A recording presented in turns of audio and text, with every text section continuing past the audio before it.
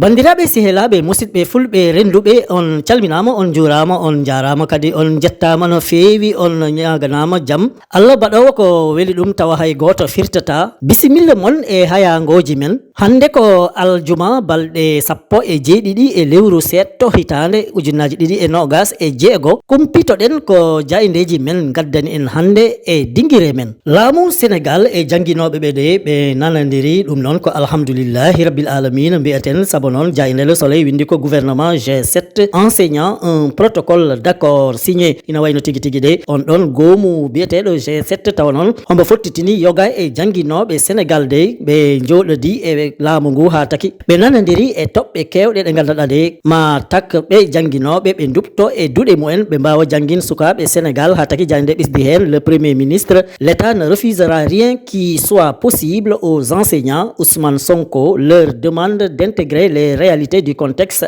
actuel ina wayno de o mo ganduɗa kam woni keyniɗo jagorɓe lesdi Sénégal woni Ousmane Sonko de wi laamu ngu añanani jangguinoɓe hay dara e si noon yo taw hina woni e bawal laamu ngu e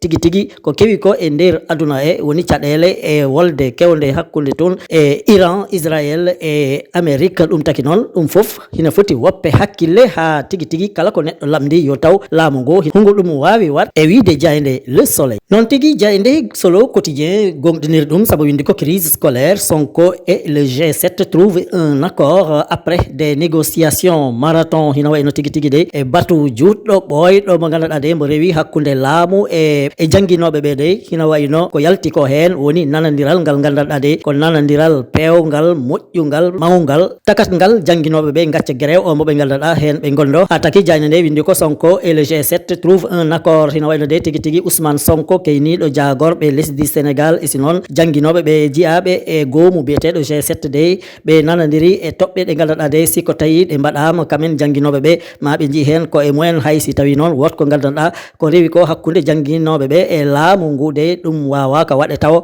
dagui caɗele gonɗe e nder aduna e wiide jayde Solo Quotidien e coftal mawgal de jayde Vox Populi artiri hen saabu windi ko perturbation de l'école publique un protocole d'accord G7 gouvernement mais fin à la grève hino wayno tigui tigui de e caɗele ɗe gandanɗa de duuɗe gonɗe e nder Sénégal de woni école aji publique de hino wayno nanadiral waɗi hakkude laamu e jangguinoɓe jeeyaɓe goomu G7 ɗum noon taki hanti wayino ko grève o mo ganduɗa de hombo wondo e nder école aji he hanti kam on grève de mbo natti mbo dartima e wiide jayde Vox Populi de hino wayno jayno de ɓisdi hen que le PM garantit que ce qui a été signé ici sera respecté kam tigui o mo ganduɗa ka woni keyniɗo jagorɓe lesdi Sénégal de wi totteri aadi mo ganduɗa de wi kala ko nanadira hande hakkude laamu e jangguinoɓe ɓe de ɗum kam ma ɗum waɗe si weeli Allah joom baɗe e bawɗe o jayde nde ɓisdi hen ko nous ne serons jamais des démagogues kam Sonko de ɓisdi e nder jayde Vox Populi wi ko laamu ngu de kamen ɓe gona seytanoɓe ɓe gona layoɓe koɓe mbaɗata ɗum noon taki kala koɓe layi hande de ma ɗum waɗe no hannirta ni ha joni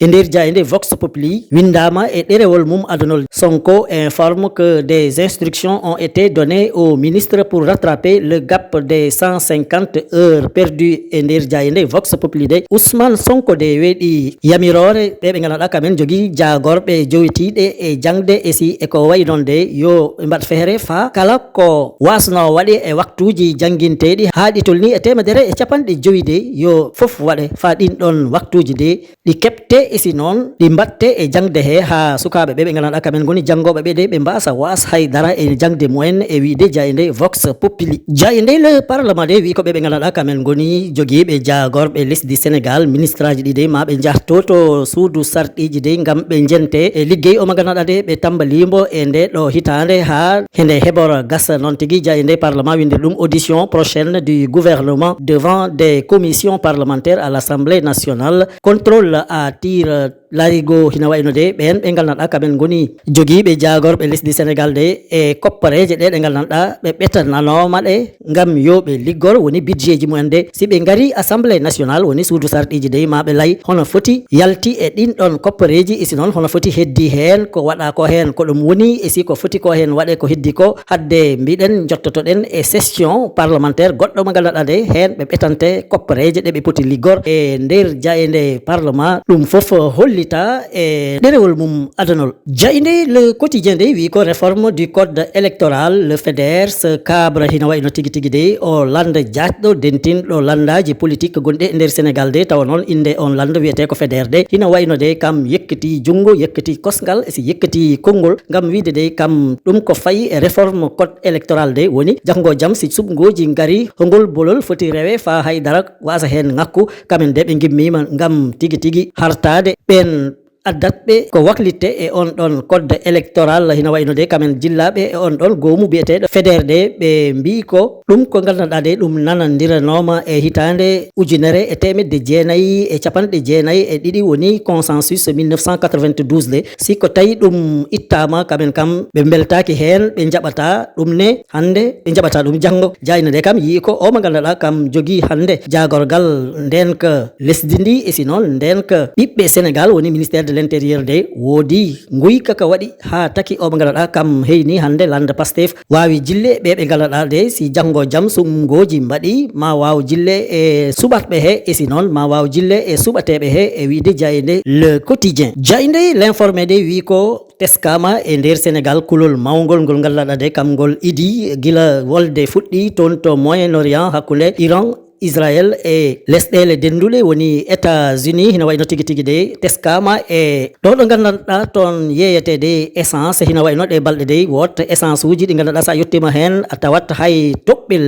gotel essence ala ɗon a taki jani de windi ko station service à sec premier frisson de tension sur l'essence à Dakar hina wayno de e nder Dakaru de wot hen e essence riji ɗi gandanɗa de kamen jeeyata essence sa yettima ɗon hay dara ko tawata ɗon hay si tawi ɓe gandanɗa kamen keyni laamu ngu hande ɓe mbiino essence kam mankata e nder Sénégal ngakkata e nder Sénégal de ɗum kam ɗum teskama e nder essence uji kewɗi gonɗi e nder Dakaru e wiide jayde l'informé jayde libération de arti e alhaali ɓe gandanɗa kamen goni gora débat en de gor kati débati en ha taki de ɓe mbi ko o mo gandanɗa kam woni Ibrahima Majib Seck de ko yiita ko e mum e siko layi ko de ɗum fusi pottitte kewɗe e si noon ɗum fusi ko gandanɗa ko de hina moggoteno ñoke ɗe gandanɗa de hay goto yiɗano yo ɗe jiye yo ɗe gande e nder Sénégal ha tagui jani nde windi ko dossier tentaculaire de la BR de Keur Massar la bombe Ibrahima Majib Seck hina wayno tigui tigui jani nde windi ko les aveux d'Ibrahima Majib Seck mis avec les résultats de l'exploitation technique de son téléphone révèlent qu'il était au centre d'une vaste filière entre Dakar et Saly hina wayno si yawti ɗum ko gandanɗa kam ɗo woni ko Ibrahima Majib Seck jaɓi ko kam waɗi ɗum hande kam waɗi ɗum janggo de téléphone mum yurnade ko yi'a ko hen wayino ko kam homo heynino hewɓe ɓe gandanɗa de heɓe jeeyatno ko e mumen tawa noon koɓe worɓe hakkude Dakaru e Saly woni Mbour wiide jayde la libération gasnirten roɓindo jaydeji men hande de ko ɗum ko hawni ko hawani Allah ko kewi to poste police gonɗo Sicap Mbao ɗum hewani yi'e saabu wot mo gandanɗa de ko jeeyowo yamba jaawinowo de mo gandanɗa joɗi fa ɓoyi de yahi fa toon to police de wi ɗumen kam de yoɓe nangu ɗum yoɓe ballu ɗum ha wawa accu yamba ɗum noon taki ɗum kam ɗum hewani yi'e neɗɗo moggoto noon si homo jaawino yamba e si noon kam de yetti e dadiɓe he wi ɗumen ko sawti e oɗo yamba yoɓe balla ɗum ha accamo e si noon de poseji mum membade tawama e nder poseji he ko tolnoto e cornetaji jeetati yamba e si noon e laɓɓe ɗiɗi ɗe gandanɗa de hombo ɗe joguino e wiide jayde les échos yo Allah suuru en renana en sernaɓe men e barke gueno tottodiren aadi ha sanga goɗɗo si weeli Allah joom baɗe e bawɗe o